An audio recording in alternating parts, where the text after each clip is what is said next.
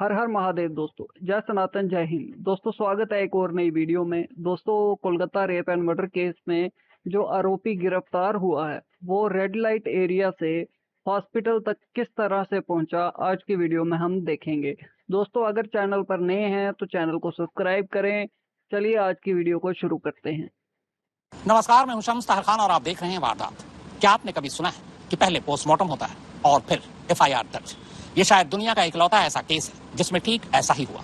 कोलकाता की junior doctor की लाश सुबह 6 बजे मिलती है, पोस्टमार्टम शाम 4 बजे होता है, रात 8:30 बजे लाश घर वालों को सौंपी जाती है और इसके बाद रात 11:15 बजे पहली बार रेप और मर्डर का एफआईआर दर्ज होता है।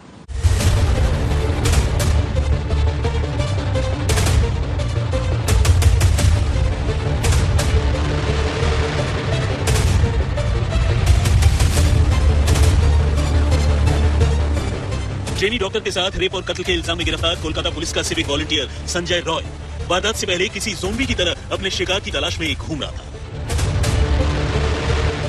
8 और 9 अगस्त की दरमियानी रात को उसने आजीकर अस्पताल में ट्रेनी डॉक्टर के साथ ज्यादती करने के बाद उसका कत्ल तो कर दिया, लेकिन कत्ल से पहले और कत्ल के बाद भी वो दूसरी लड़कियों के साथ बदतमीजी और छेड़छाड़ करता रहा। रॉय को गिरफ्तार करने के बाद सीबीआई ने जब पिछले 24 घंटे की उसकी हरकतों की स्कैनिंग शुरू की तो उसके बारे में ऐसी जानकारियां निकलकर सामने आई जिन्होंने जांच अधिकारियों को भी सन्नाटे में डाल दिया। I moved again from Gaza. The situation in Rafah is very dangerous. Please help us. I don't sleep. 8 और 9 अगस्त के दौरान संजय रॉय अलग अलग वाहनों से कुल 4 बार आजीकर अस्पताल के अंदर गया था। इनमें से 3 बार तो वो अस्पताल के अंदर घूम फिरकर राउंड लगाकर बाहर निकल आया, लेकिन चौथी और आखिरी बार जब वो अस्पताल से बाहर निकला तब तक उसके हाथों ट्रेनी डॉक्टर का रेप और कत्ल हो चुका था। लेकिन बात इसके आगे भी है। तफ्तीश में यह पता चला है कि संजय रॉय वारदात वाली रात अस्पताल के पास ही एक रेड लाइट एरिया में भी गया था और वहां से लौटते हुए उसने रास्ते में भी एक लड़की से छेड़छाड़ की थी। यहाँ तक कि रेप और कत्ल की वारदात के बाद भी उसने एक महिला को फोन किया और उसके साथ भी उसका व्यवहार एक परवर्ट यानी सिरफिरे की तरह ही रहा। 8 अगस्त को आरजीकर अस्पताल में 4 बार चक्कर लगाने के दौरान संजय रॉय एक बार अपने एक सिविक वॉलंटियर दोस्त के साथ अस्पताल के अंदर गया। असल में उस वॉलंटियर दोस्त का एक रिश्तेदार अस्पताल में भर्ती था और रॉय उसी रिश्तेदार को देखने जाने के बहाने से अस्पताल में घूम रहा था। तफ्तीश में पता चला है कि इस वारदात को अंजाम देने के बाद संजय ने एक महिला को फोन किया जिसे उसने दीदी कहकर संबोधित किया, मगर हकीकत यही है कि उसने इस महिला के साथ भी बदतमीजी की। अस्पताल से बरामद एक सीसीटीवी फुटेज में 8 अगस्त की रात को संजय रॉय अस्पताल से बाहर निकलता हुआ दिखाई दे रहा था। छानबीन में पता चला कि रात को अस्पताल से निकलने के बाद अपने एक सिविक वॉलंटियर दोस्त के साथ संजय रॉय पहले सोनागाछी के रेड लाइट एरिया में गया। वहां उसका दोस्त तो एक जिस्म फरोशी के अड्डे में चला गया, लेकिन संजय बाहर ही खड़ा रहा। इसके बाद दोनों वहां से फिर साउथ कोलकाता के एक दूसरे रेड लाइट एरिया चेतला में गए, लेकिन यहाँ भी संजय का दोस्त अड्डे के अंदर गया और वो बाहर ही खड़ा रहा। और फिर यहीं से वापसी के दौरान उसने एक लड़की से छेड़छाड़ की और उससे उसकी न्यूड तस्वीरें मांगी। यानी वारदात के 24 घंटे के दौरान वो एक कर 2 रेड लाइट एरिया में गया। पहले वो एक दोस्त के साथ सोनागाछी गया, फिर वो उसी दोस्त के साथ चेतला के जिस्म फरोशी के अड्डे में पहुंचा, लेकिन दोनों ही जगह उसका दोस्त अंदर गया और वो बाहर खड़ा रह गया। लौटते हुए रास्ते में एक लड़की से उसने छेड़छाड़ की, आधी रात को डॉक्टर का रेप और मर्डर किया और फिर से एक महिला को फोन कर उससे भी बदतमीजी की। उस रात हत्याकांड से पहले ये संजय आरजीकर हॉस्पिटल के पीछे बैठकर और एक आदमी के साथ दारू पी थी और उस वक्त जो साथ था वो भी कोलकाता पुलिस के और एक सिविक वॉलंटियर। दारू पीने के बाद आधी रात में वो निकल गया एक रेड लाइट एरिया पे जो है सोनागाछी, जो उत्तर कोलकाता में है। वो सोनागाछी में जाकर वहां से फिर से चेतला एरिया है जो साउथ कोलकाता की और एक एरिया जहां पर और एक रेड लाइट एरिया है, वहां पर भी गया था संजय उस व्यक्ति को लेकर जो भी कोलकाता पुलिस के एक सिविक वॉलंटियर के काम करते हैं। इसी के दौरान जिस टाइम वो आधी रात में रेड लाइट पे था उसी दौरान रास्ता से गुजरने वाली एक लड़की को उसने छेड़छाड़ किया, ऐसे भी जानकारी सामने आ रही कोलकाता पुलिस के सूत्रों से। इसके बाद उसने एक औरत को फोन करके उनकी न्यूड फोटो मांगा। इसके बाद संजय ने वापस चला गया आरजीकर हॉस्पिटल में, लेकिन पहले वो जाके सेमिनार हॉल में नहीं, पहले वो एक ऑपरेशन थिएटर में गया था, ऐसे भी जानकारी कोलकाता पुलिस के सूत्रों से आ रहा है। 3:55 पर वो उसने इमरजेंसी बिल्डिंग में गया, जिस बिल्डिंग का 3rd फ्लोर में है वो सेमिनार हॉल, जिस सेमिनार हॉल के अंदर ये हत्याकांड हुई। संजय रॉय की इन हरकतों को देखकर ही ये साफ है कि उसके दिमाग में लड़कियों के करीब आने और उनसे ज्यादती करने का फितूर किस कदर हावी था कि वो एक के बाद एक लगातार उन्हें अलग अलग तरीकों से टारगेट कर रहा था। रेप और मर्डर के मामले में जब संजय रॉय को गिरफ्तार करने के बाद सीबीआई ने उसकी जन्म कुंडली निकाली तो उसे संजय रॉय के बारे में और भी हैरान करने वाली बातें पता चली। साफ हुआ कि संजय रॉय पर इसके अलावा पहले भी महिलाओं और लड़कियों के साथ छेड़छाड़ करने के इल्जाम लग चुके हैं। यहाँ तक कि उसने अपने ही मोहल्ले में भी कई लड़कियों से बदतमीजी की है। और तो और वो अपने इलाके में हफ्ता वसूली भी किया करता है। लेकिन ये तो रही पोर्न फिल्मों के एडिक्शन से जूझ रहे रेप और मर्डर के आरोपी संजय रॉय के 24 घंटे की हरकतों का ब्यौरा। कत्ल के बाद मौका वारदात को लेकर अब भी कुछ ऐसे अनसुलझे सवाल हैं जिनका जवाब सीबीआई तलाश रही है। इनमें सबसे बड़ा सवाल तो यही है कि क्या ट्रेनी डॉक्टर के साथ रेप और कत्ल की वारदात को कहीं और अंजाम दिया गया और फिर लाश को उड़ाकर सेमिनार रूम में फेंक दिया गया। डॉक्टर के घर वालों ने मौका वारदात को देखकर कुछ ऐसे ही सवाल उठाए और अब सीबीआई भी इस पहलू को खंगाल कर देख रही है। छानबीन में सीबीआई को पता चला है कि 9 अगस्त की सुबह मृत ट्रेनी डॉक्टर को नींद से जगाने के लिए उसका एक कलीग अस्पताल के सेमिनार हॉल में पहुंचा था, लेकिन उसे लगा कि शायद डॉक्टर सो रही है और वो वापस चला गया, जबकि तब तक उसका कत्ल हो चुका था और सेमिनार रूम में उसकी लाश पड़ी थी। सीबीआई ने उस डॉक्टर से भी पूछताछ की, लेकिन डॉक्टर ने अपने जवाब में बताया कि जब वो सेमिनार रूम में ट्रेनी डॉक्टर को बुलाने के लिए पहुंचा तो उसने देखा कि डॉक्टर अपने सिर पर एक हाथ रखकर नीचे एक मैट्रेस पर लेटी है, जिसे देखकर उसे गुमान हुआ कि शायद वो सो रही है। लेकिन सवाल ये भी है कि जिस तरह से ट्रेनी डॉक्टर की लाश सेमिनार रूम में पड़ी थी, क्या उसे देखकर किसी को भी ऐसा धोखा हो सकता है? तो इसके जवाब में डॉक्टर ने कहा कि लाश के पास ही एक बेंच भी रखी थी, जिसके ओट से उसने डॉक्टर को देखा और उसे लगा कि शायद वो सो रही है। यानी ये साफ है कि कत्ल के बाद आरोपी ने पीड़ित डॉक्टर का हाथ इस तरह से उसके सिर पर रख दिया था, जिसे देखकर ये लगे कि वो सो रही है। यानी सीन ऑफ क्राइम को वारदात के बाद उसने अपने तरीके से फैब्रिकेट करने की भी कोशिश की। और इसीलिए ये सवाल अहम हो जाता है कि क्या ट्रेनी डॉक्टर की हत्या कहीं और हुई और लाश को सेमिनार रूम में लाकर फेंक दिया गया? सीन ऑफ क्राइम के मुआयने के बाद कुछ ऐसे ही और भी सवाल हैं जिनके तह तक सीबीआई जाने की कोशिश कर रही है। सेमिनार रूम में डॉक्टर की लाश पोडियम पर पड़ी थी, नीचे एक मैट्रेस था और मैट्रेस के नीचे ही बिजली का तार भी पड़ा था, जबकि सेमिनार रूम में ही सोने के लिए दूसरे बिस्तर भी मौजूद हैं। ऐसे में सवाल है कि डॉक्टर ने रात को सोने के लिए पोडियम पर रखे उस मैट्रेस को ही क्यों चुना? शक और सवाल लाश की इस जगह को देखकर भी उठ रहे हैं, जिसमें कहा जा रहा है कि शायद वारदात के बाद लाश को यहां लाकर फेंक दिया गया। इधर कोलकाता से दूर दिल्ली में सुप्रीम कोर्ट में पश्चिम बंगाल के मामले पर चीफ जस्टिस की अगुवाई में 3 न्यायाधीशों की बेंच में सुनवाई हुई। चीफ जस्टिस ने इतने संगीन मामले में एफआईआर दर्ज करने में हुई देरी समेत कई मामलों पर पश्चिम बंगाल सरकार और पुलिस से सवाल पूछे। उन्होंने कहा कि इस वारदात के फौरन बाद एफआईआर दर्ज करवाना अस्पताल प्रशासन की जिम्मेदारी थी, लेकिन एफआईआर रात 11:45 पर दर्ज की गई। अस्पताल प्रशासन क्या कर रहा था? ये सिर्फ एक वारदात की बात नहीं है, बल्कि इसने पूरे देश के स्वास्थ्य सेवाओं पर असर डाला है। हालांकि पश्चिम बंगाल सरकार की ओर से एडवोकेट कपिल सिब्बल ने कहा कि इंक्वेस्ट के फौरन बाद पुलिस ने यूडी केस यानी अस्वाभाविक मौत का मामला दर्ज किया था। इस पर जस्टिस चंद्रचूड़ ने कहा कि यानी हत्या का मामला रात को दर्ज हुआ। आखिर इतनी देर क्यों लगी? Crime was detected in the early hours of the morning. Yes. After the crime was detected in the early hours of the morning, the principal of the hospital tries to pass this off as a suicide.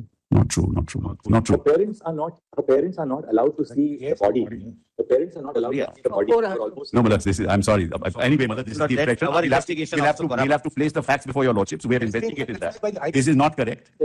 So, until late night, we find that no FIR was registered. That's also not correct.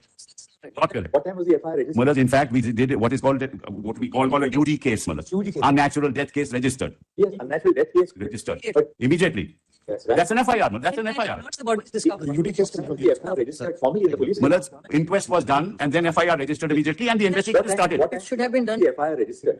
Malak, 12, Malak. 12:30. Does the FIR say that this is a case of a murder? No.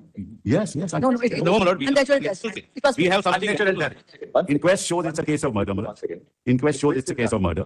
Inquest is done. The postmortem is, the autopsy is conducted. Yes.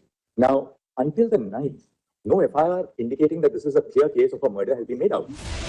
Supreme court ने घर वालों को लाश सौंपने में हुई देरी को लेकर भी सवाल पूछे। जस्टिस चंद्रचूड़ ने पूछा कि घर वालों को शव कब सौंपा गया, तो एडवोकेट सिब्बल ने बताया कि रात करीब 8:30 बजे के करीब। इस पर कोर्ट ने कहा यानी एफआईआर अंतिम संस्कार के भी 3 घंटे बाद 11:15 बजे दर्ज हुई। When is the body handed over to the parents for cremation? Well, let's kindly have this. What time is the body handed over to the parents for cremation? 1 second. around 3:30. 13:10. No. Therefore, one thing is very clear. The body is handed over to the parents for cremation at 8:30 p.m. The FIR is registered at 11:45 p.m. 3 hours and 15 minutes after the body is handed over to the parents for cremation. They refused to file. Well, this is the problem. We handed it over. They filed the FIR. They made the complaint at 11:45. They say, we are in shock. Please do whatever you want to do. They wanted a postmortem. We did the postmortem. All is videographed. Everything is videographed. The autopsy and the postmortem take place. Between 1:45 to 4 p.m. Now, between 1:45 and 4 p.m., the autopsy takes place, followed by the Maharaj, the autopsy took place at 6 o'clock, not at. Fair enough. That's all right. We take it as between 1 and 4 o'clock. It doesn't take place in 1 minute. It takes Videograph. 1 second. Don't keep on interrupting. They wanted a board, we constituted a board. We are proceeding on the basis of Mr. Kibble's hypothesis that the autopsy and the postmortem take place between 1 and 4:45 in the afternoon. Now, Lordship, there is- understanding this, clearly, the autopsy would reveal that this is a case where a doctor has been murdered, where she has been murdered. Yeah. The FIR is registered at 11:45 in the night, Mr. Sibal. Yeah. And who was expected to? Yeah. Nobody in the hospital registers the FIR. No. The father registers the. What was the principal, the vice principal? What were the authorities of the hospital doing? Supreme court rape और कत्ल की इस वारदात को लेकर कितना गंभीर है, इसका अंदाजा इसी बात से लगाया जा सकता है कि अव्वल तो इस मामले की सुनवाई के लिए सुप्रीम कोर्ट ने सुओ मोटो यानी स्वतः संज्ञान लिया।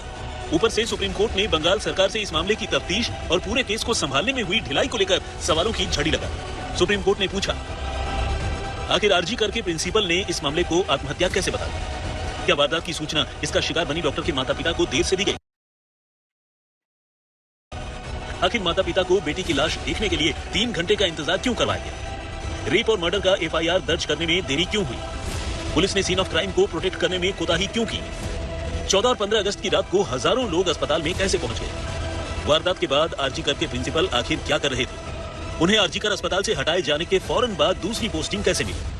स्वतः संज्ञान में पश्चिम बंगाल सरकार को की जमकर खबर ली कोर्ट ने उनको न केवल फटकार लगाई बल्कि ये कहा कि आखिर ऐसा कैसे हो गया कि न केवल मेडिकल कॉलेज बल्कि सरकार भी अपनी ड्यूटी भूल गई इस पूरे मामले में। कोर्ट ने सीधा सीधा पूछा कि जब ये सारी घटना हो गई, घटना का पता चल गया, तो क्या मेडिकल कॉलेज की जिम्मेदारी नहीं बनती थी कि वो पुलिस को शिकायत दर्ज कराए और पुलिस में एफआईआर करे? क्योंकि पीड़ित लड़की, मृतक लड़की जो डॉक्टर है, उसके माता पिता को देर से खबर मिली। खबर देर से क्यों की गई? जब तक वो आए तब तक अस्पताल प्रबंधन ने एफआईआर दर्ज क्यों नहीं की? कोलकाता जूनियर डॉक्टर के रेप और मर्डर के केस में अब तक एक ही आरोपी की गिरफ्तारी हुई है, जिसका नाम है संजय रॉय। इसके बाद जिस शख्स से सबसे ज्यादा लंबी पूछताछ हो रही है वो है आरजी कर अस्पताल का प्रिंसिपल। क्या प्रिंसिपल के खिलाफ सीबीआई सबूतों के साथ छेड़छाड़ करने का मामला दर्ज करेगी और क्या इसी मामले में प्रिंसिपल को गिरफ्तार किया जा सकता है? आइए जानते हैं।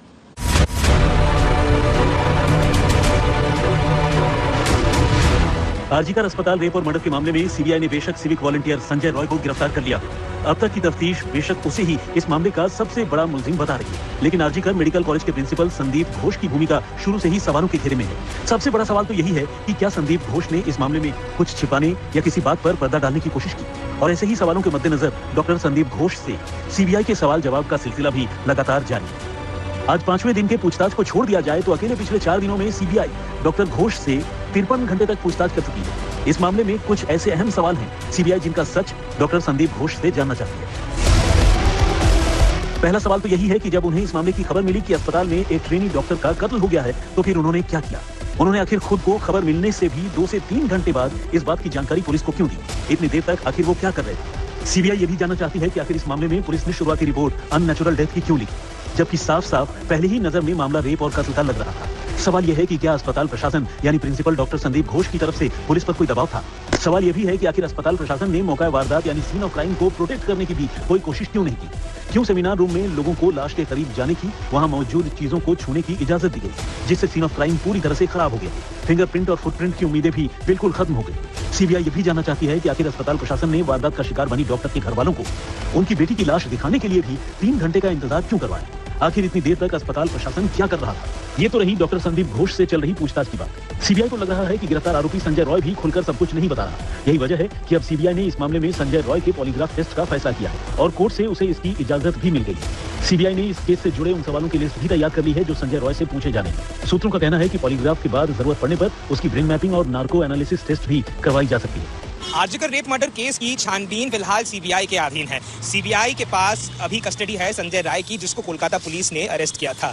वहां पर अभी कोलकाता पुलिस के बाद जब सीबीआई के हाथ इंक्वायरी लगी, बहुत पूछताछ की गई और बहुत बार सीबीआई ने आरजीकर के जो एक्स प्रिंसिपल थे संदीप घोष, उनको बुलाया। 5वें दिन पे आज लगातार 5वें दिन में उनको बुलाया गया है मैराथन क्वेश्चनिंग के लिए। करीबन 12, 13, 14 घंटे की सवालात उनसे की जा रही है। इसी बीच पॉलीग्राफ टेस्ट के लिए अनुमति मिल गई है संजय राय की सीबीआई की तरफ से। पॉलीग्राफ टेस्ट क्या होता है? वो एक टेस्ट होता है जिससे पता चले कि आदमी जो कह रहा है, जो वो स्टेटमेंट दे रहा है, वो सही है या फिर गलत। ये करने के बाद शायद जो सवाल अभी तक, जिनके जवाब अभी तक सामने उभर कर नहीं आए हैं कि क्या उस रात संजय राय के साथ और भी कोई था, क्या उसने किसी और के साथ ये प्लान की थी, या फिर कोई और था जिसको भी पता था कि ऐसा कुछ कांड होने वाला है। उधर अब तक कोलकाता पुलिस की जांच से संतुष्ट दिख रहे पीड़ित परिवार ने अब पुलिस की कार्यशैली पर गंभीर सवाल उठाए। पीड़िता के घर वालों ने कहा कि मेडिकल कॉलेज प्रशासन और कोलकाता पुलिस ने इस मामले में शुरू से ही सच्चाई छुपाने की कोशिश की। ऐसे में उन्हें लगता है कि इस वारदात के पीछे कोई न कोई बड़ी साजिश है।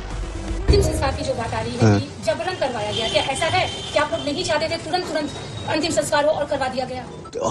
जो क्रिमिनेशन घाट का बारे में बोलता है, श्मशान घाट के बारे में, उधर 3 बॉडी पड़ा हुआ था, लेकिन उसका पहले ही हमारा लड़की का बॉडी जला दिया गया।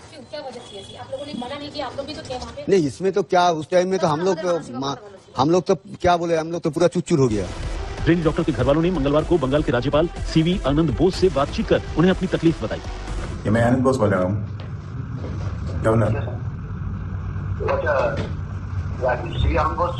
यस यस, आपसे मिलना चाहिए। मैं उसका पिताजी बोल रहा हूँ। मालूम, हम सब आपके साथ हैं। ठीक है, आप तो मेरा प्रशासनिक प्रधान है, आपके पास ये मेरा हम लोग एक ही आती है, हम I want justice. We will get justice, we are all with you. आज मैं दिल्ली में हूँ, दिल्ली में सारे लीडर्स के बारे में मैं यह डिस्कशन किया है। जब आपका कन्वीनियंस है मैं वहाँ घर आऊंगा, आपकी कन्वीनियंस है। ठीक है, आने से आपका आने से हम तो बहुत अच्छा रहेगा। मैडम कैसा है? आप हमारा प्रशासनिक प्रधान है, आप जो गाइडलाइन हमको देंगे हम ऐसे चलने का कोशिश करेंगे। हम सब आपके साथ हैं। ठीक है, अब मैं आपके घर आऊंगा। ठीक है, ऑल द बेस्ट। जाहिर है इस मामले में अस्पताल प्रशासन और कोलकाता पुलिस की भूमिका पर सवाल है। यही वजह है कि ये सवाल भी हर किसी के ध्यान में है कि क्या इस मामले में कुछ छिपाने की कोशिश की जा रही है। सूर्याग्नि रॉय के साथ राजेश साहा, कोलकाता, आज तक। तो देखिए दोस्तों, ये बहुत ही गंभीर मसला है। इस पे जो है बहुत सारे क्वेश्चंस जो हैं वो आपके दिमाग में भी आ रहे हैं, मेरे दिमाग में भी आ रहे हैं, और सेम वैसे ही सुप्रीम कोर्ट जो है वो भी बहुत सारे क्वेश्चंस जो है वो पॉइंट आउट कर रहा है। इसमें सरकार जो है उसको लेकर के भी बहुत सारे जो शक हैं वो पैदा हो रहे हैं। हॉस्पिटल को लेकर के भी, जो हॉस्पिटल अथॉरिटीज़ हैं उनको लेकर के भी बहुत सारे क्वेश्चंस जो हैं वो संदिग्ध जो है लग रहे हैं। पुलिस को लेकर के भी बहुत सारे क्वेश्चंस जो हैं वो पॉइंट आउट हो रहे हैं। अब देखना ये होगा कि कितना टाइम लगता है पीड़ित परिवार को न्याय मिलने में, पीड़िता को न्याय मिलने में, ये देखने वाली बात होगी। दोस्तों, आप क्या सोचते हैं इस पूरे घटनाक्रम के बारे में? कमेंट सेक्शन में ज़रूर बताइएगा। मिलते हैं आपसे अगली वीडियो में, तब तक के लिए हर हर महादेव, जय सनातन, जय हिंद, स्टे सेफ।